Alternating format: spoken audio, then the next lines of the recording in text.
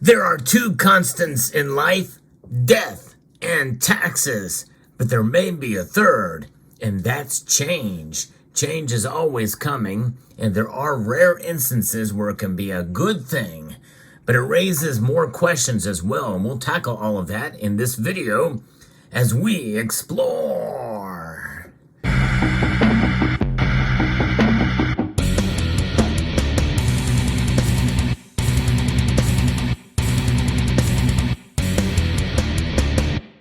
Taxes, you gotta love them or hate them, which most of us do.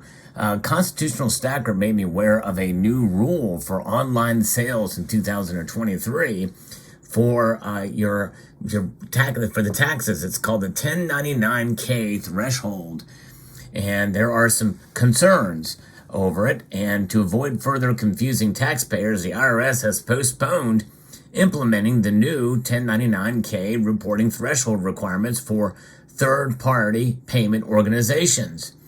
They say here in this piece from Kiplinger that we spent many months gathering feedback from third-party groups and others, and it became increasingly clear we need additional time to implement the new reporting requirements effectively, according to Danny Werfel, who is the IRS commissioner, regarding a statement regarding this change. He added that a phased-in approach for the 1099K threshold is the right thing to do and prevents unnecessary confusion.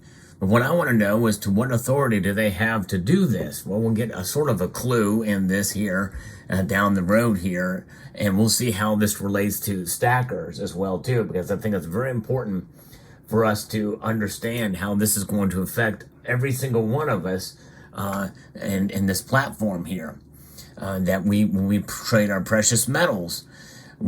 So the phased-in approach means that it initially was set in 2023 for the tax year 2023 was at $600, but it is now delayed. So we don't have to worry about that, which is great. In fact, for 2023, which is the income tax returns that you'll file early next year, has a much higher $20,000/200 transaction. I think that's 200 transactions total, according to the 1099K reporting threshold as it applies as it did for the 2022 tax year. So that is the level of reporting. But the IRS plans to introduce a new $5,000 threshold for the 2024 tax year for federal income tax returns, which are usually filed in early 2025. Now, how are they able to make this change? I guess as far as administrative flexibility, they have that ability to do so under the law. Because there's a note here.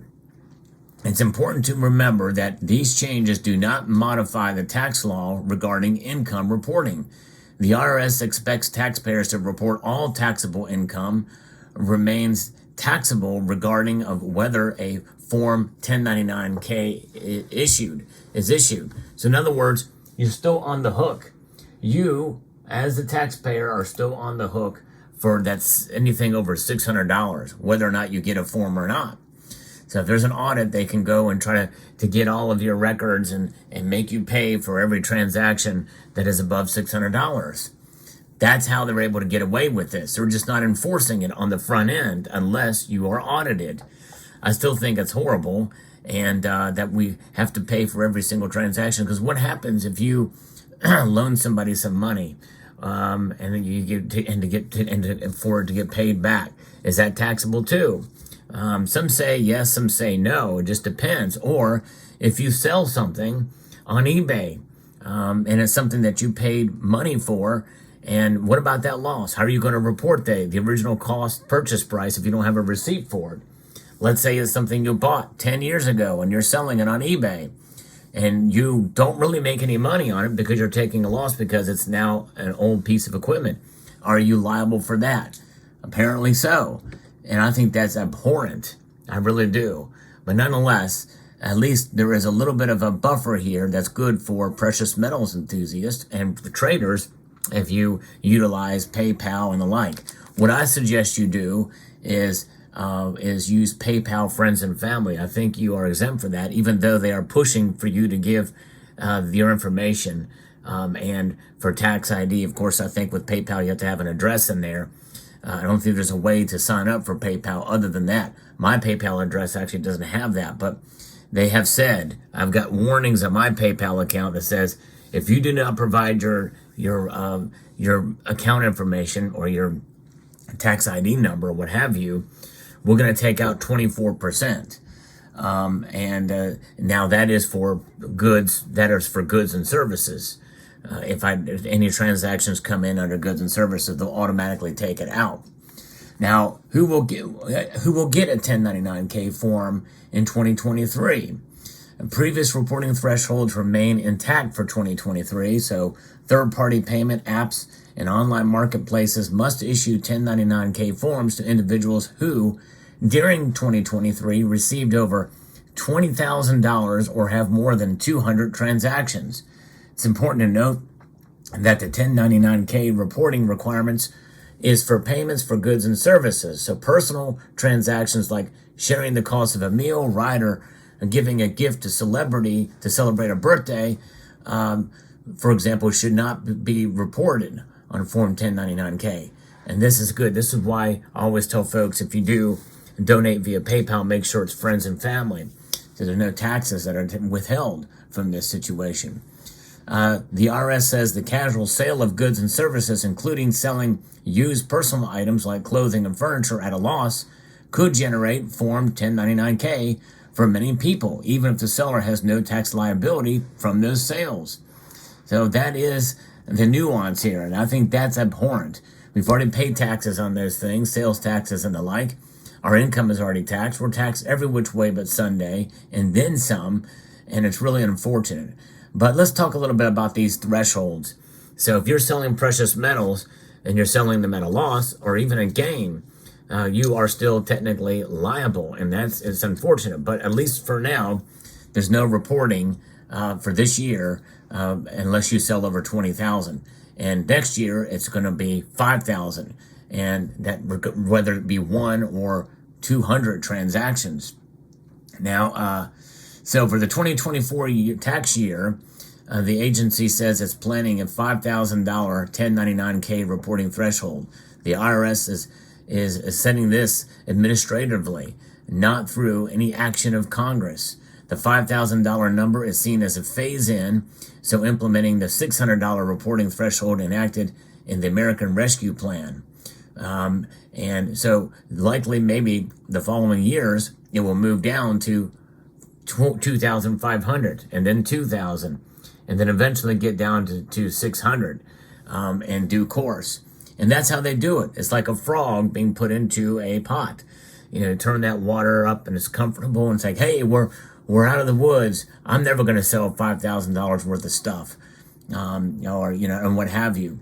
And so therefore that's how that works. And then just through the course of time, it becomes ingrained. And it's like, oh, okay, well, it's just the normal progression of things.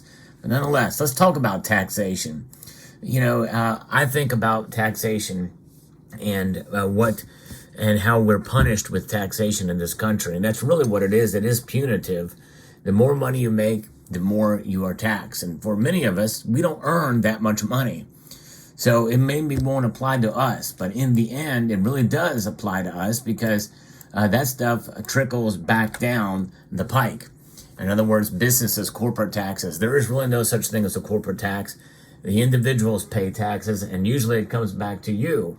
The lowest income earners typically get hit the hardest because of loopholes for the rich. That's one thing. But also because a lot of that taxation is passed on to you and I, whether it be through goods and services and the like. But let's talk about income tax. Let's talk about how grossly unfair this is. According to the current rates now, and that there are new income tax brackets that they've done, which is another thing that they can do administratively, apparently without without congressional approval. But these are the new income tax brackets. There's 7 different rates. It's a 10% income tax on income up to $11,600, or $23,200 for married couples filing jointly. And then it moves up very, very soon after that, just over $11,600 or $23,200 for joint filers. There's a 12% tax if you earn over $11,600. That's nothing. That's hardly any income. And they're punishing you 2% for earning more than $11,600. It's crazy. If you earn over $47,150 a year, you are paying now 10% more than that. 22%. Crazy. That's for individuals, $94,300 for joint filers. If you earn over $100,525 a year, you're bumping it up 12 or 2 more percent above that to 24%. Insane that they're going to punish us for earning a little bit more money. In reality, $100,000 in this economy with inflation the way things are going now, even though it's a good wage, it'd be nice to earn that. But nonetheless, that kind of money is not really that much considering inflation that we've seen. And essentially, it's the new probably $75,000 income, annual income.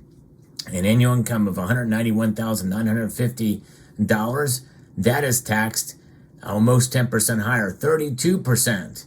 And then 35% if you earn just over $243,725 individually.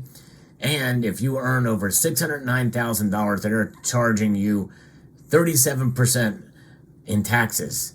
Insane. It's crazy. And why? Because you've worked hard to earn more money, and that money is worth less and less than it was even a year ago, to the tune of 3.2% on top of an already high inflation rate that we had back then. It's insane. But nonetheless, I thought I'd share this news with you. Thanks again to Constitutional Stacker for sharing with me. The rule is here, and the name of the game here, I think, is to have your money outside of the system altogether, at least a portion of it, in silver and in gold, folks.